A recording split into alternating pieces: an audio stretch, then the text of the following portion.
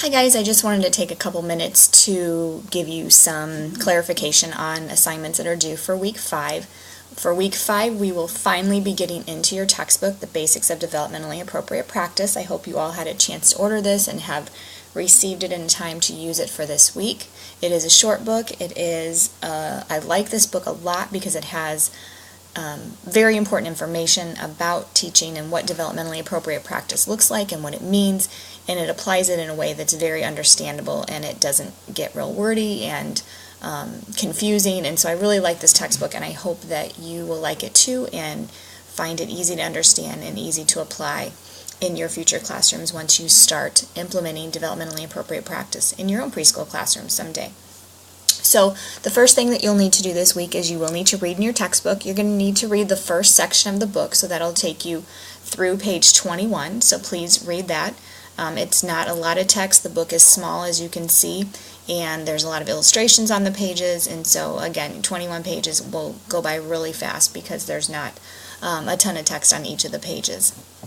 In addition to reading in your textbook, I put this little diagram here for you just to keep in your mind the 3 main components of developmentally appropriate practice, just so you can reference that and again keep that fresh in your mind whenever we are thinking about DAP.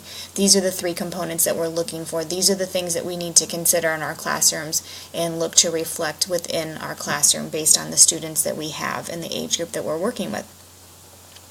In addition to that, I also put a video in here. This is a nice video. It's an introduction video about developmentally appropriate practice. The one thing that I really like about this video, in addition to helping you understand what developmentally appropriate practice looks like in the classroom, it also applies that element of play and the importance of play that we were talking about in week 5. So take some time and look at that video as well.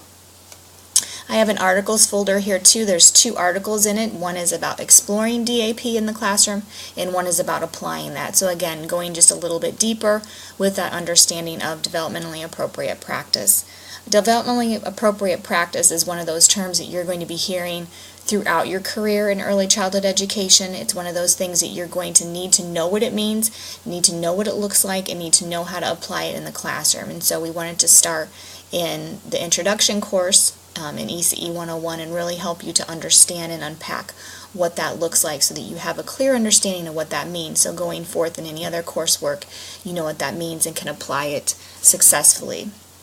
We have 2 assignments this week. I know on our course outline it just says that there's a content application assignment, but I also wanted to give you a chance just to do this check-in assignment for me. And so I wanted to talk just a minute about this check-in assignment. If you read your syllabus, which I know you all did, one of our big assignments that's due at the end of the semester is this philosophy of education paper. And so creating your philosophy of education is just something that you write and have it to remind yourself and to show others what you believe about your role as an early childhood professional, how you believe children learn, what you believe the family's role is. So it's just a philosophy is just it's a declaration of your beliefs and values about early childhood education. And so I want to give you a chance to start some of that process so that you're not left till the very end of the semester to create the entire thing at once. I want to check in at points of in the semester and help you to just start to think out some of the pieces of this philosophy as we're learning about different components. So I've given this check-in assignment. These bullet points here are some things that are taken from that assignment. And so I want you just to start thinking about some of these things. We've talked about ethics, we've talked about theories, we've talked about different research, we've talked about standards that are used in early childhood education. We talked about the importance of play and emergent curriculum. So all these things that you've learned about so far should be starting to influence your decisions about what your classroom will look like in early childhood education, what you believe in, what you identify with the most. And so that's what this check-in assignment is. It's just a paper for you to start thinking about your philosophy as it's starting to develop, what you believe, what theories you really identify with, what beliefs and research that we've started to look at is really starting to impact who you will be and who you are thinking you'll become as a teacher. So again, I want you just to take some time. The check-in assignment doesn't need to be long. 1 page double-spaced is all I'm looking for. Please don't make it any longer than 3 pages. Again, just a time for you to get some thoughts on paper.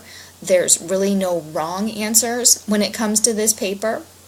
It's just if you get your thoughts down and submit it, you're going to get the 10 points.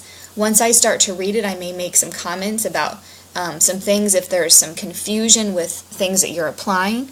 But again, I just want you to start getting some thoughts on paper. How is what we're learning starting to impact who you're going to become as a teacher, or who you are starting to be as a teacher? So again, don't overthink a lot of this. Don't overthink these little bullet points here. Just start to reflect on what we've learned, the ethics, the theory, the research, the standards, the importance of play. How is that helping to develop your philosophy of education? If you have any questions about that, feel free to reach out to me and email me. I'd be happy to answer any questions that you may have. And then again, in addition to that check-in assignment, you do have a content application assignment, which we're reflecting on developmentally appropriate practice. So again, thinking about all that you've learned about developmentally appropriate practice, what knowledge do you need to know? What types of things will you have to consider to be able to reflect this in your classroom? You can't just come in and do it. You have to really have a foundational knowledge of things, and you have to consider things, and you have to really know how to reflect this in your classroom. So what are those things? So again, I want you to reflect on that so I can see how you're applying all of this information that you're learning. Again, all of the assignments are due on Monday, February the 26th. Again, if you have questions about anything that is due for this week, please don't hesitate to reach out. Have a great week, and I will be talking to you soon. Bye-bye.